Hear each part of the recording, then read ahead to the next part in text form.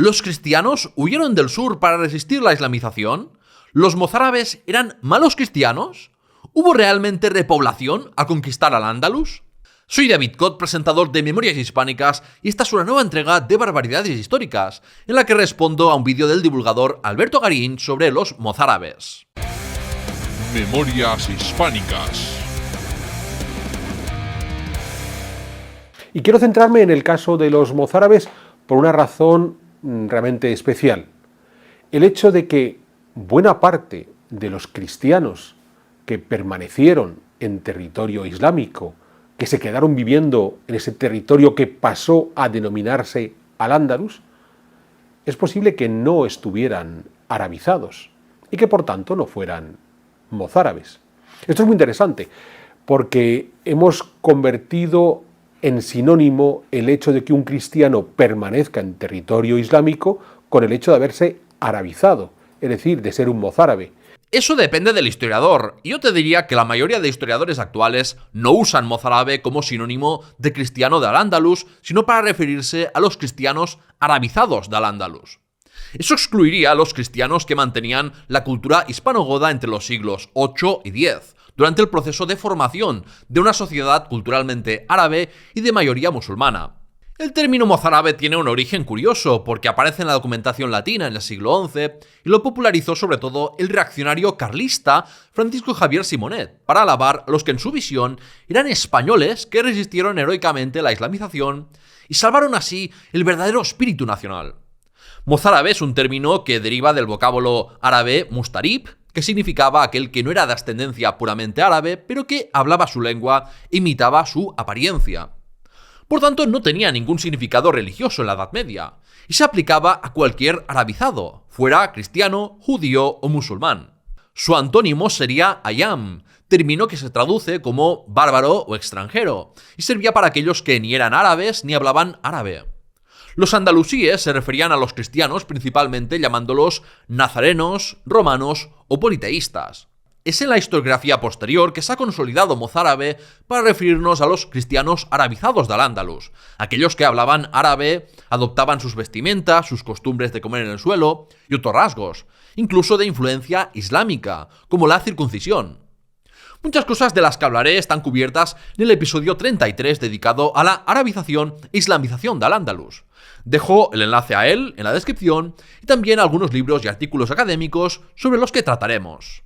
Cuando en el 711 se produce la conquista islámica de la península ibérica, la mayor parte de los habitantes de esa península ibérica que van a quedar bajo el control de los gobernantes musulmanes, primero emires y más tarde califas, eran cristianos. Unos cristianos que en algunos casos progresivamente se irán convirtiendo al Islam. Es correcto que en las primeras décadas de dominación musulmana, la mayor parte de la población eran hispanogodos cristianos sin arabizar. Lo que no me gusta de este fragmento es que diga que, en algunos casos, los cristianos se fueron convirtiendo al Islam. No, en algunos casos no. En la inmensa mayoría de ellos, porque el grueso de la población de Al-Ándalus fueron hispanogodos conversos al Islam, los llamados muladíes, que podían o no tener algo de ascendencia norteafricana y árabe.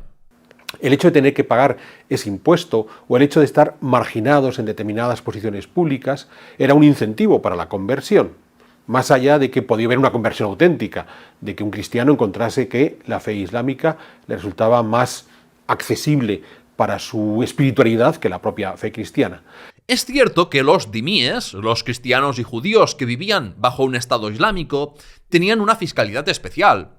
Tenían que pagar más que un musulmán, entre otras cosas porque estaban exentos del servicio militar. Pero con el tiempo, a medida que los musulmanes se convertían en la mayoría social, esas diferencias se fueron reduciendo. Pero sugerir que las conversiones al Islam se produjeron principalmente por oportunismo y por la discriminación que sufrían no se sostiene. Basta con hacerse una pregunta muy simple. Si fuera así, ¿por qué no se habrían producido conversiones en masa desde el mismo momento de la conquista? ¿Acaso eran estúpidos? El proceso de islamización fue más complejo que eso. Para empezar, en el siglo VIII todavía era popular entre los árabes la idea de que el Islam era la religión de su pueblo, no una religión que debían extender entre toda la humanidad. Por eso, en esos primeros momentos, las conversiones se hacían mediante el establecimiento de lazos de clientela con una familia árabe.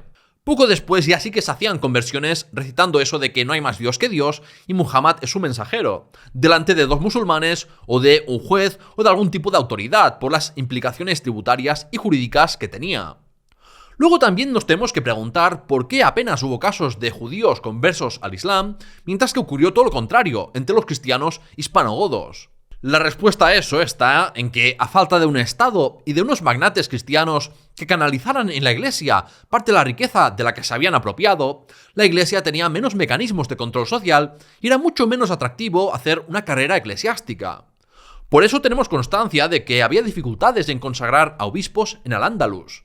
Sin obispos no se podía consagrar el óleo santo para hacer los bautismos, ya que a diferencia de los musulmanes, uno no es cristiano por nacimiento. Por esa falta de clérigos y de bautismos, es probable que la islamización de los hispanogodos fuera más por el declive de una red eclesiástica andalusí que por conversiones individuales. Así es como se deben explicar procesos sociales como la islamización, no con ese relato nacionalcatólico maniqueo de unos cristianos malos que se hicieron musulmanes y unos cristianos buenos que preservaron sus costumbres. Un muladí, por el contrario, es uno de estos mozárabes que ha terminado por convertirse al Islam y que por tanto ha dejado de ser cristiano, lo que no quita que las autoridades islámicas los vigilaban con cierto control para estar seguros de que la conversión era correcta. Esto no es cierto. Yo he estudiado en profundidad la Al-Ándalus Omeya, que es el periodo donde se pasó de una mayoría cristiana a una musulmana, y en ningún caso consta que hubiera una vigilancia estatal sobre los conversos al Islam. No ocurrió esto en el periodo Taifa y creo que tampoco en el Almorávide, cuando los demíes se vieron más sometidos a restricciones y a más sospechas de quintacolumnismo. Los que, en contra de los preceptos coránicos, mataron, deportaron o convirtieron forzosamente al Islam, a cristianos y judíos, fueron los almohades, ya en el siglo XII, cuando la población cristiana era muy minoritaria. Entonces, los convertidos forzosamente al Islam sí que se vieron muy vigilados y estaban siempre bajo sospecha de la sinceridad de su conversión, como ocurrió en España con los judíos y musulmanes convertidos forzosamente al cristianismo unos siglos más tarde. Una de las características distintivas de estos cristianos arabizados es que comenzaron a emplear o bien el árabe como lengua vehicular, o bien el alfabeto árabe, incluso aprovechando ese alfabeto árabe para seguir comunicándose en lengua romance, en el paso previo al castellano medieval. Igual soy yo el que lo ha entendido mal, pero me parece que está dando a entender que el romance andalusí derivó en castellano. O eso parece que hablase como si solo existiera una forma de romance en toda la península ibérica en la Alta Edad Media o en siglos posteriores, lo cual sería igualmente erróneo. Como vimos en una entrevista, el romance andalusí fue una lengua romance que no tuvo continuidad, igual que otras lenguas romances ibéricas que han terminado sustituidas por el castellano. Pero tanto en la Edad Media como hoy en día hay más romances en la península ibérica que el castellano. Un grupo de cristianos que no se convierte pero se arabizan, y esos son los mozárabes, y un grupo de cristianos que viviendo en territorio islámico no se arabizan, siguen manteniendo no solo su fe, sino todas las costumbres asociadas a ese mundo cristiano, insisto, de pasado hispanogodo. Y que son los que, en un primer momento, a lo largo de los siglos VIII, IX e incluso hasta el X, van a estar emigrando, a medida que, entre comillas, van huyendo del Al-Ándalus, porque quieren mantenerse en su fe y su cultura cristiana, a los reinos del norte de la península ibérica. Las migraciones de cristianos de Al-Ándalus al norte cristiano en la Alta Edad Media ha sido un tópico que se ha ido repitiendo sin base alguna. Solo tenemos constancia fehaciente de algún clérigo que emigró al norte, como explica en un artículo Francisco Javier Fernández Conde. Ni siquiera sabemos seguro si Zamora fue poblada en el 893 por mozárabes, pues lo que se dice es que Alfonso III reconstruyó y fortificó la ciudad con ayuda de arquitectos de Toledo dirigidos por un cristiano de allí, pero no queda claro si estos se quedaron a vivir en Zamora. Por lo demás, el argumento principal que se ha usado como evidencia de las migraciones mozárabes es la importante cantidad de nombres árabes que se detectan en el reino asturleonés, con más de 1000 nombres en el siglo X, según la documentación conservada. En el condado de Castilla, más del 15% de nombres de campesinos propietarios eran árabes, cifras semejantes a las que vemos en la zona propiamente leonesa. En la portuguesa región de Coimbra, un tercio de los nombres recogidos por el monasterio de Lorbao entre el 900 y el 1100 eran árabes. Como llevaban nombres árabes, difícilmente se podría defender que estos supuestos mozárabes eran cristianos hispanogodos que emigraban al norte para mantener su fe y su cultura latina, como afirma Alberto Garín. Pero yo no creo ni que la mayoría de esos fueran mozárabes del sur. Escoger un nombre árabe como Sulaimán, Mutarrif o Abdalá no te convertía ni en árabe ni en musulmán. Igual que se popularizaron los nombres germánicos sin que hubiera gente que hablase la lengua goda, los nombres árabes podían ponerlos los cristianos del norte peninsular por el prestigio de Al-Ándalus como el estado más poderoso y rico de la península ibérica y el que tenía mayor proyección cultural y militar. Además de cristianos hispanogodos del norte, una parte de esos que llevaban nombre árabe en el reino asturleonés es probable que fueran descendientes de los bereberes que se quedaron allí tras las revueltas del 740.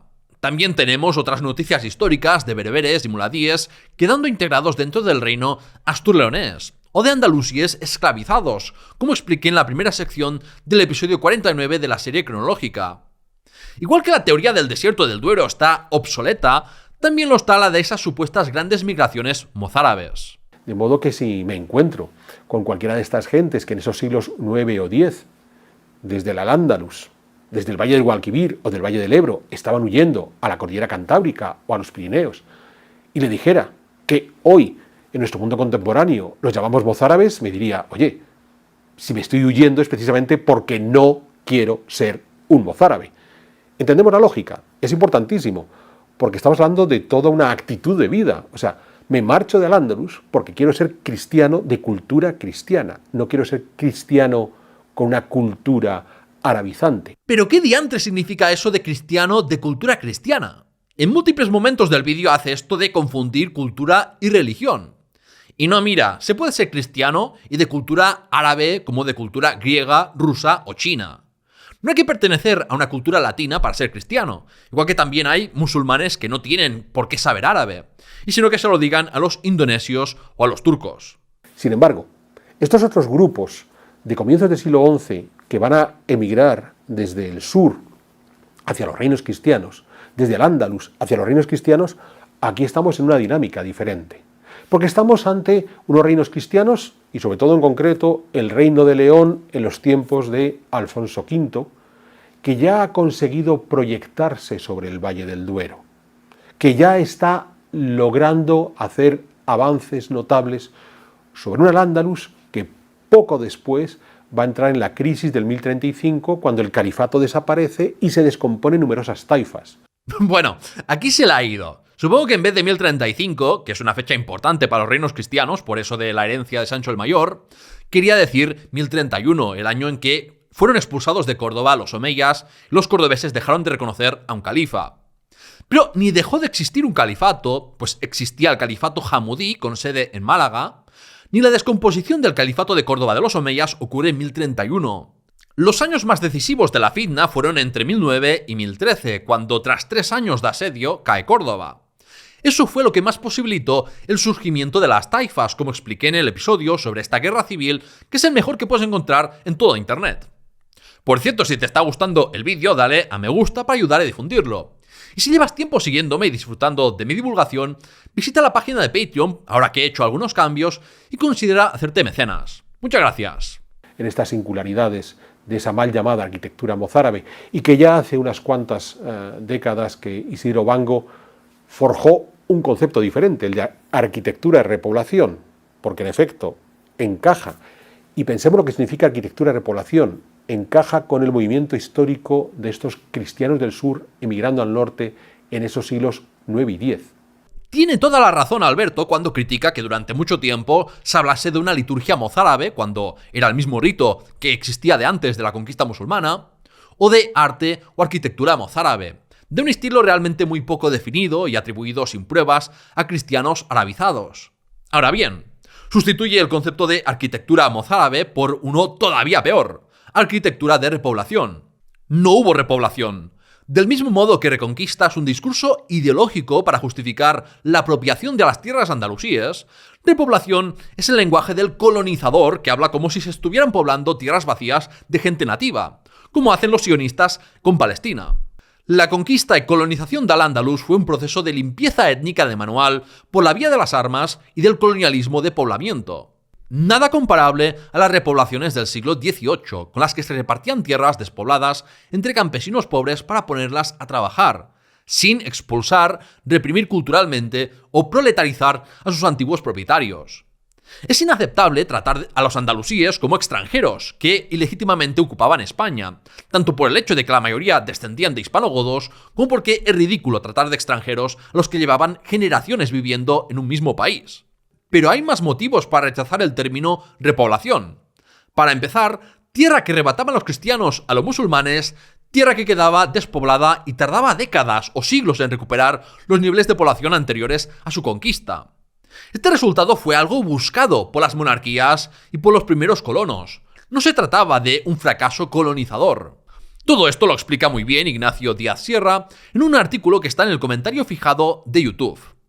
Esto en cuanto a las conquistas de tierras andalusíes en la plena y baja Edad Media, mientras que repoblación para los siglos IX y X también es un término erróneo porque lo que se estaba haciendo era integrar políticamente sociedades sin Estado, principalmente a la gente que ya vivía allí, sin que implicase necesariamente un gran movimiento colonizador de norte a sur.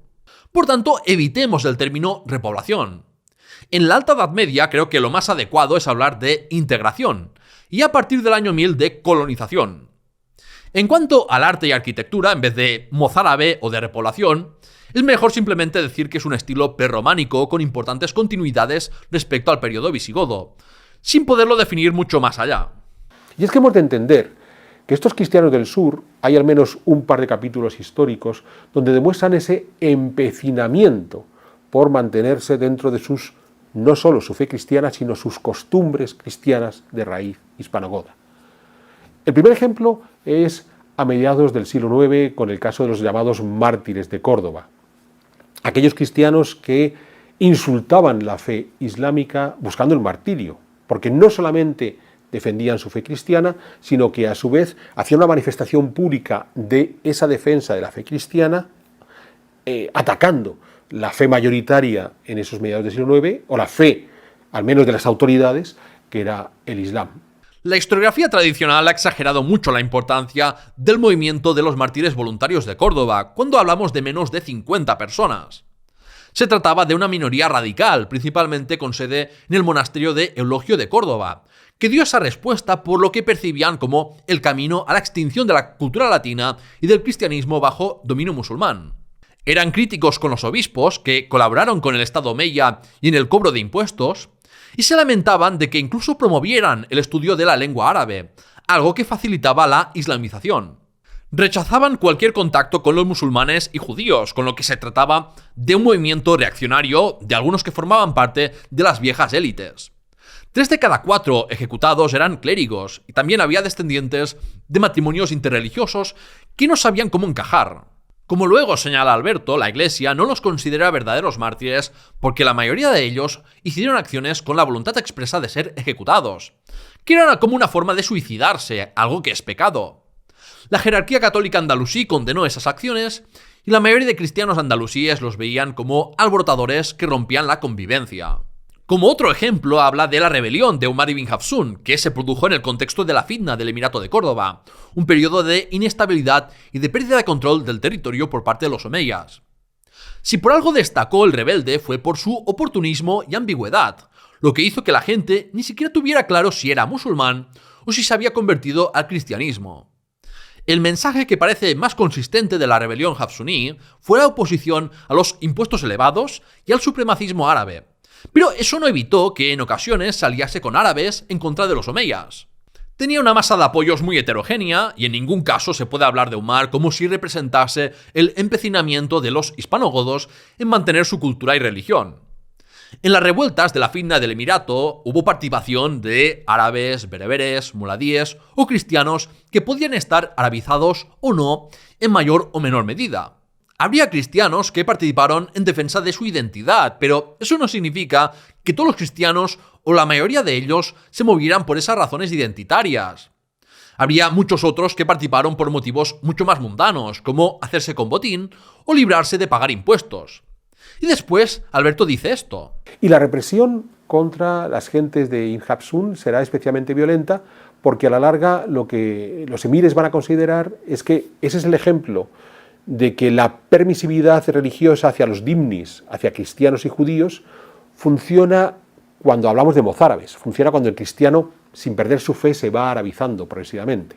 Pero no funciona cuando el cristiano se empecina en mantener su fe y sus costumbres. Yo desconozco en qué se basa para hacer tales afirmaciones. Dice que la represión contra los rebeldes hapsuníes fue especialmente violenta cuando hubo de todo, desde momentos de guerra total y de desgaste hasta múltiples acuerdos de paz, que eran siempre rotos del lado de Umar o de sus hijos.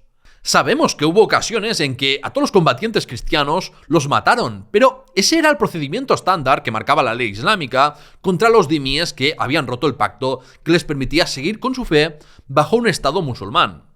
Y luego habla como si hubiera existido un plan para que se fuera arabizando e islamizando la población de Al-Ándalus, cuando en realidad fueron unos procesos más orgánicos, menos forzados, como lo fue la romanización, por ejemplo.